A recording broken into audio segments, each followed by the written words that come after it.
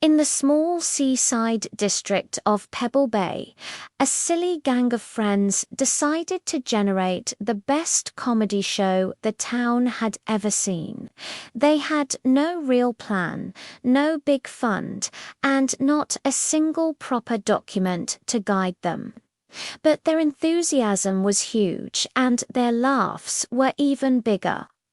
"We must establish a clear division of jobs," said Tom, the self-chosen executive. "If we engage every fellow comedian and distribute the work, we'll be fine." But Ruby, the most flexible of the group, gave a quick flash of her phone torch and said, "Forget boring rules. Let's just grab some props and start." They found a giant feather from a beach bird and decided it would be their lucky charm. Ruby wanted to fold it into a hat, but the folding part was a total failure. The feather kept trying to float away. Everyone gave funny feedback on her attempt, which made the encounter even more emotional. Tom tried to write a draft of jokes to display later, but every time he started, someone would drag the page away. "We need to edit this properly before the final edition," he complained. The others just giggled. Meanwhile, Jake, the quiet one, wanted to add a little magic.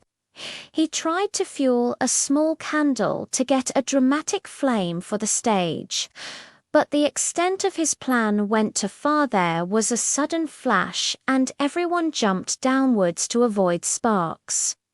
"It's not evil, it's comedy," Jake said with an excuse and a shy feel of embarrassment. The team faced small problems: a broken sound facility, the expense of hiring a hall, and the frequency of arguments.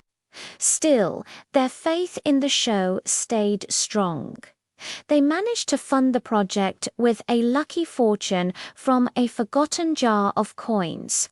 The mayor agreed to favor their plan and even helped to free the town hall stage for them. On the night of the show, the following events were pure chaos. The curtain rope snapped, and they had to fix it with a headband. The light gave a dramatic flash just as Ruby came forward holding the golden feather, which looked almost extraordinary. The audience, a cheerful dozen of locals, gave loud laughs and warm feedback. Even the usually serious elderly couple from the big estate clapped with enthusiasm. Their expectation for a dull night was entirely broken. Afterwards, Tom stood on stage to evaluate the night.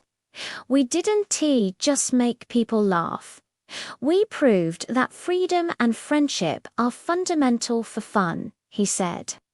"And I hereby forgive all who found my secret joke notes and tried to expose them." The gang shared the small gain of a tin of biscuits as payment.